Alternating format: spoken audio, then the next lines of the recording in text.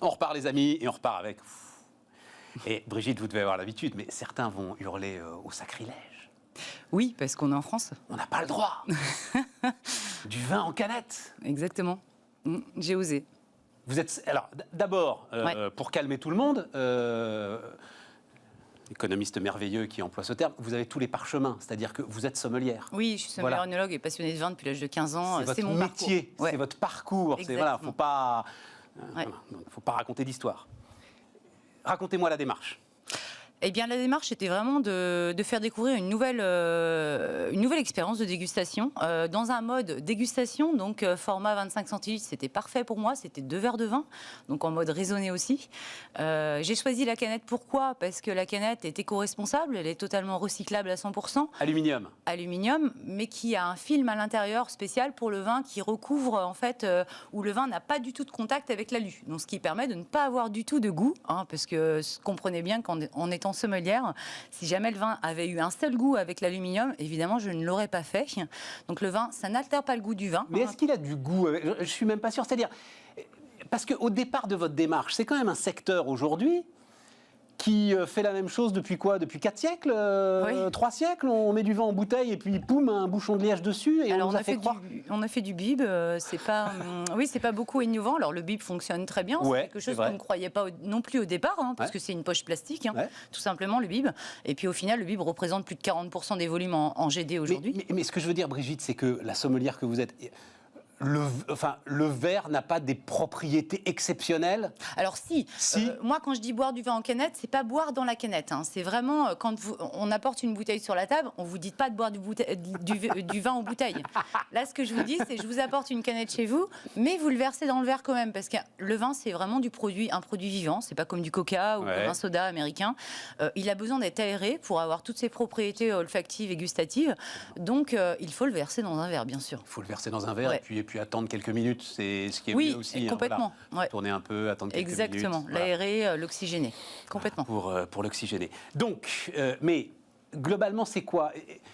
Vous étiez confronté à une sorte... Il y a quelque chose, ça me fait penser un peu à la démarche qu'a eu par exemple la formidable Pauline Léniaud sur les bijoux. Il y a quelque chose d'un petit peu intimidant autour du vin. Et là, on démocratise l'accès au sens très large. Oui, on démocratise, on casse les codes.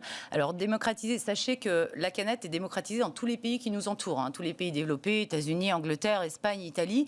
C'est vraiment en France, c'est le plus dur d'ailleurs dans l'innovation dans ces secteurs-là parce qu'on touche au patrimoine.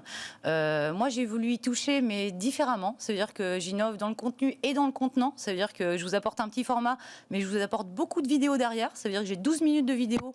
Alors, on va voir le... Donc, il y a, et ça c'est génial, sur votre canette, il y a un petit flashcode où il est sur le livret. Il est sur les livrets, mais il va être bientôt sur les canettes. Sur les canettes. Oui, il va être bientôt sur les canettes. Il faut sur les canettes. Exactement, c'est la première production, on l'a mis sur le livret, mais là, on va faire la seconde production où ça sera sur les canettes. Et donc, le petit flashcode, et on le voit là, donc on vous voit là, vous êtes où ? Est-ce que vous reconnaissez Château-Poulvert ? Oui.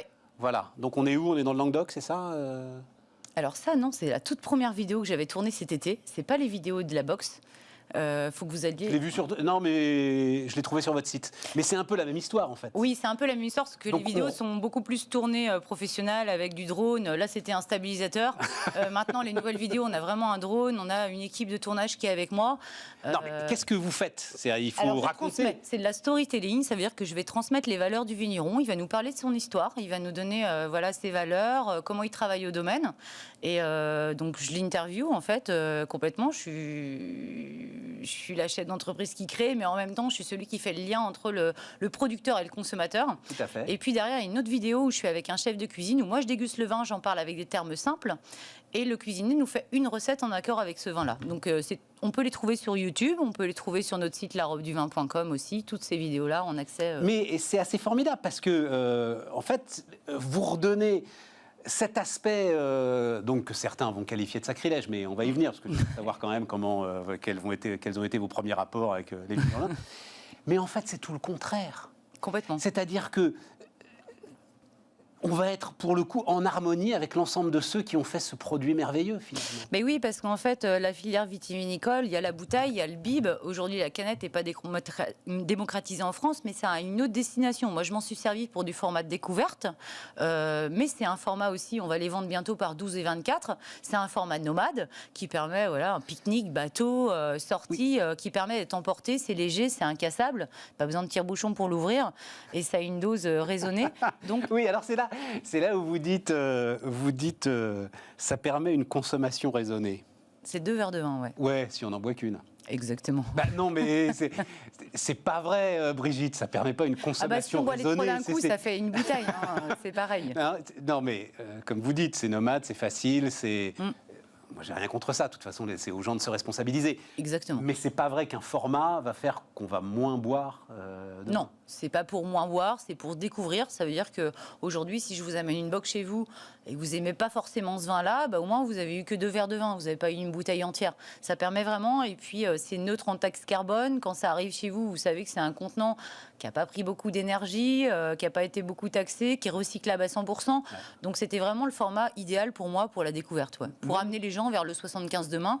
Le fait que je propose une recette aussi avec, ça permet aussi de recevoir demain ses convives avec une bouteille à table. On retourne chez son caviste ou sur un caviste en ligne qui va vendre la 75 et qui va nous permettre... Donc la 75, c'est la 75 centilitres. Hein, exactement, c'est la bouteille. C'est la bouteille. Ouais.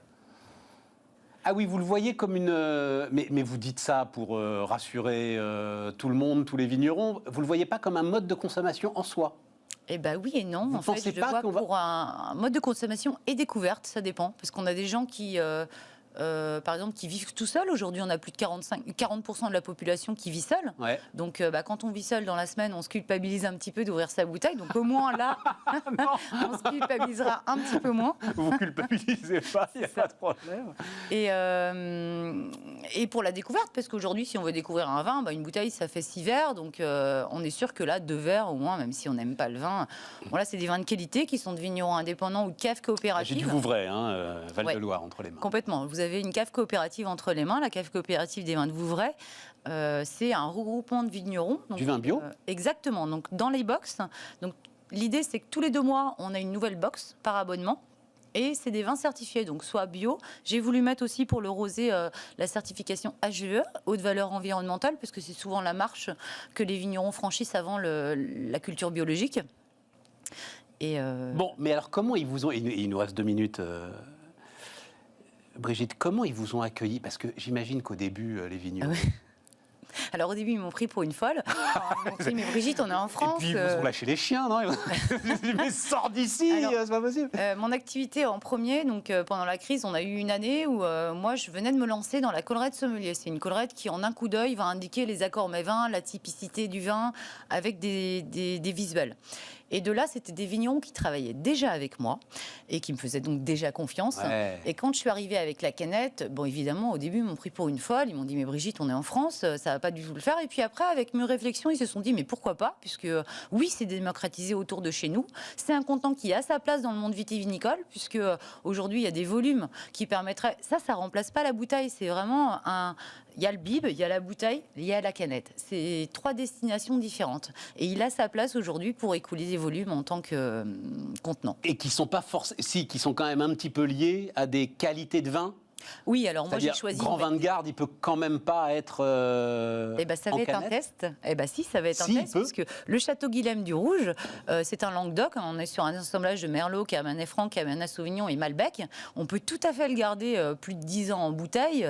Maintenant, c'est un test qu'on fera en canette, puisque alors le contenant est plus petit, logiquement il vieillit plus vite, mais comme le contenant n'a pas du tout de lumière, c'est un test à faire avec la bouteille pour voir où il se situe en temps de garde, ouais, complètement.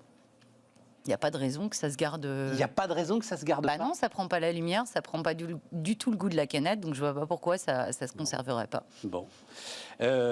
Parfait.